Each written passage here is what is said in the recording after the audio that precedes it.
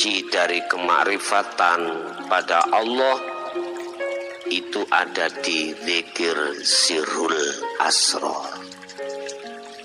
Oke Bapak Ibu, perlu diketahui bahwasanya di dalam sirrul asrar itu ada 3 pintu. Pertama adalah syu'arul basirah, kedua adalah ainul basirah, ketiga adalah hakul basirah. Dan perlu diketahui zikir sirrul asrar ini zikir yang tidak lagi berbahasa, berlafaz, berucap, hanyalah melalui pintu kedua, pintu pertama adalah berasa. Ini sirrul asrar. Oke, di dalam hatimu itu ada sebuah keyakinan atau bisa kami sebut sebagai iman. Hatimu akan muncul satu keimanan terhadap sesuatu manakala kau mendapatkan kabar yang kau yakini.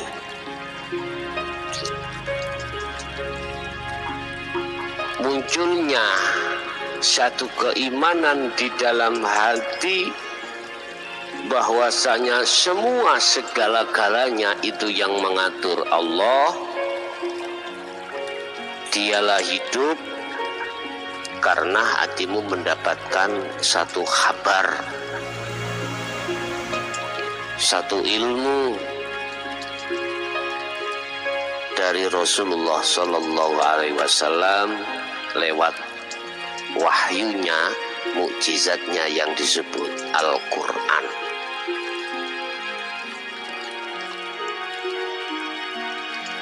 Ini iman manakala dikembangkan sebagai pembuktian bahwasanya segala-galanya yang mengatur adalah Allah, termasuk keluar masuknya napasmu, di situ ada Allah. Ini dalam bahasa Jawa disebut rasa, rasa. Bahasa Indonesia disebut rasa. Iman atau rasa itu harus kau kembangkan berbentuk pembuktian bahwasanya hatimu harus merasakan bahwasanya yang mengeluarkan dan memasukkan napas, mengalirkan darah, menggetarkan jantung, menumbuhkan rambut dan lain sebagainya, mendengarkan suara telinga, yang mengedipkan mata, itu adalah hidup atau Allah, maka kau harus ikuti terus menerus sambil mengucapkan Allah. Hatimu, ikuti rasa di dalam hatimu yang maksud dan tujuannya adalah membersihkan perkara-perkara dalam hatimu selain daripada Allah yang disebut masyaallah atau kotoran hati. Itulah kesenangan duniawiyah. Sebab dengan kesenangan duniawiyah yang menjangkit di dalam hati kita sebagai seorang muslim atau seorang mukmin atau seorang manusia, maka menjadikan alasan bahwasanya ainul basiroh ini tidak bisa melihat nyatanya Allah Subhanahu wa ta'ala. Perlu ini dihilangkan, perlu ini dibersihkan. Cara membersihkannya itu adalah kau harus setiap saat dan waktu melakukan zikir sirul asrar. Itu pintu pertama.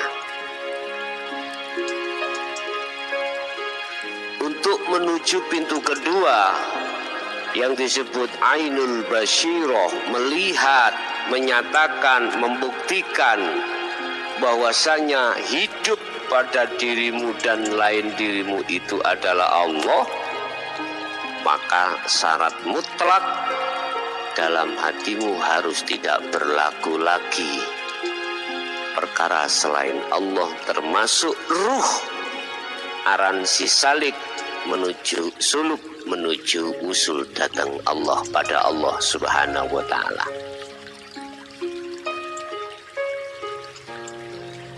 Sebab pada dasarnya ketika Anda duduk di pintu pertama menuju pintu kedua, disinilah proses pembersihan dari kotoran-kotoran hati yang disebut selain Allah. Tapi perlu diingat bahwasanya ketika saat proses pembersihan kotoran hati dari perkara selain Allah untuk menuju ainul basiroh, bertemu terhadap hidup, terkadang diri manusia masih diuji Allah dengan bentuk dimasukkan di dalam beberapa alam yang kami sebut sebagai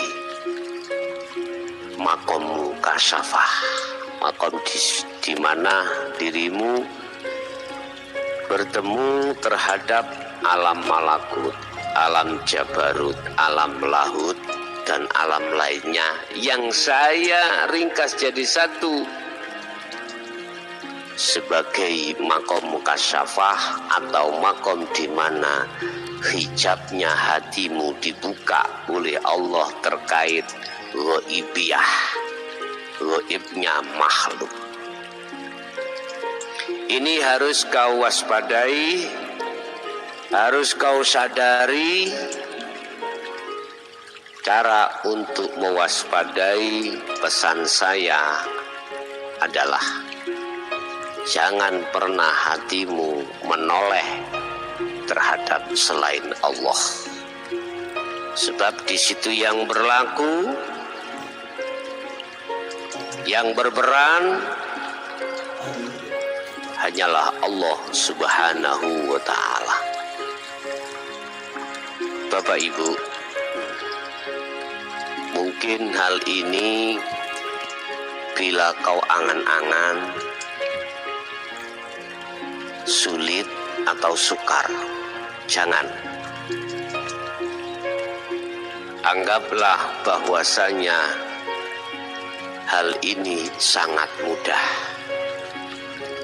Makanya di situ ada istilah istiqomah, terus menerus harus dilakukan. Kalau sudah di pintu kedua ainul basiroh bertemu, melihat satu paket dengan bertemu melihat. Disitulah nanti Anda akan cepat dimasukkan pintu yang ketiga adalah hakul basiroh, di mana di situ ada sebuah pernyataan dan pengukuhan keimanan yang betul-betul hakul iman, akan berbicara akan dawuh hidup itu sesuai dengan firman-Nya di dalam surat At-Toha ayat 14. innani anallah la ilaha illa ana. Sesungguhnya saya adalah Allah dan tidak ada Tuhan selain saya. Hidup akan berkata seperti itu dalam hatimu.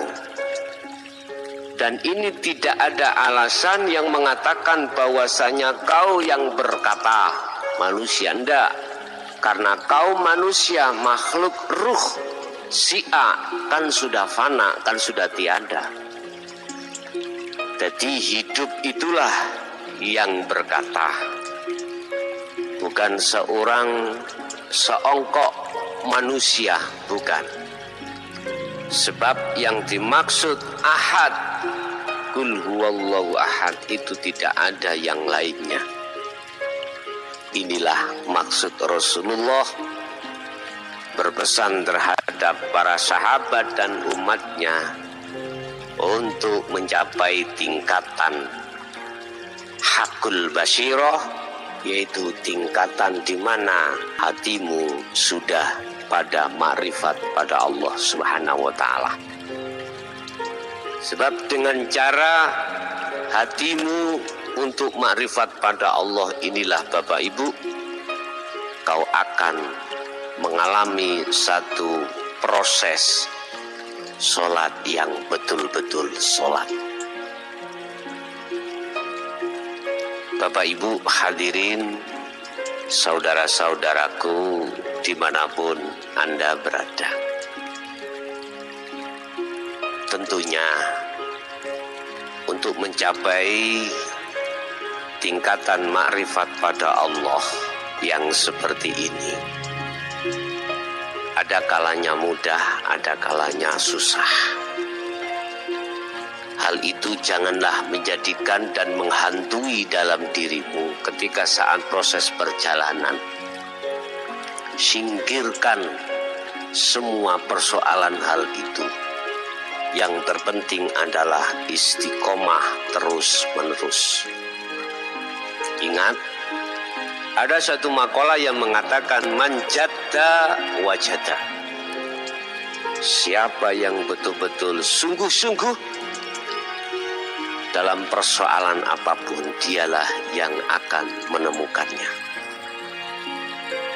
Bapak Ibu, jangan terprovokasi dengan bahasa di luar yang mengatakan bahwasanya ini kalau tidak keturunan wali nggak bisa, kalau nggak ada nasab wali nggak bisa. Perlu kami tegaskan, Allah akan menghadapi diri setiap manusia siapapun yang dikehendaki untuk mencapai tingkatan ini, tingkatan yang sebagai kekasih Allah. Allah tidak akan melihat status zahir dirimu. Innallaha la yanduru ila suwarikum wa amwalikum. Gusti Allah iku ya ora ndelok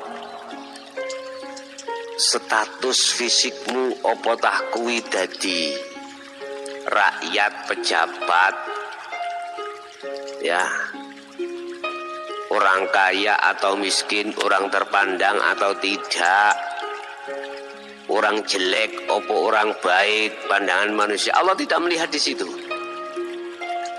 Allah tidak melihat status fisikmu jadi orang yang bagaimana di mata manusia, tidak. Walakinallaha yanduru fi qulubikum. Tetapi Allah melihat bagaimana hatimu.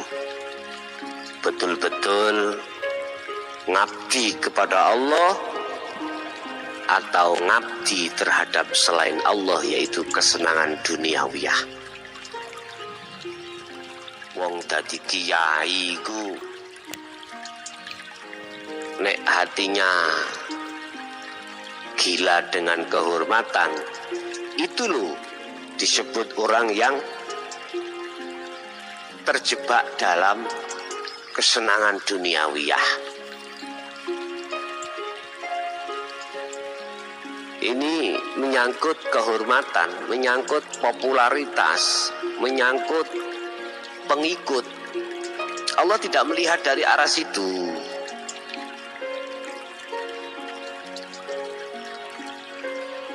Allah melihat bagaimana hatimu betul-betul ngabdi pada Allah apa enggak. Hati yang ngabdi pada Allah, hati yang tetap fokus di dalam zikir sirul asrar. Orang yang ngabdi terhadap hawa nafsunya adalah orang yang selalu menghitung-hitung atas kelakuan ini, kelakuan saya. Hasil ini atas jasa saya. Semuanya karena jasa saya. Iki hati yang masih menjadi budaknya hawa nafsu sendiri. Bapak Ibu hadirin jamaah rahimakumullah, itulah beberapa hal cara untuk melakukan zikir sirul asrar, sebab dengan begitu hatimu akan lekas bisa sampai pada musyahadah Allah. Itulah apa yang bisa kami sampaikan, walaupun sedikit, mudah-mudahan bermanfaat. Dan bila mana ada kesalahpahaman dalam berkata, kami mohon maaf yang sebesar-besarnya. Akhirul kalam, ihdinas siratal mustaqim. Assalamualaikum warahmatullahi wabarakatuh.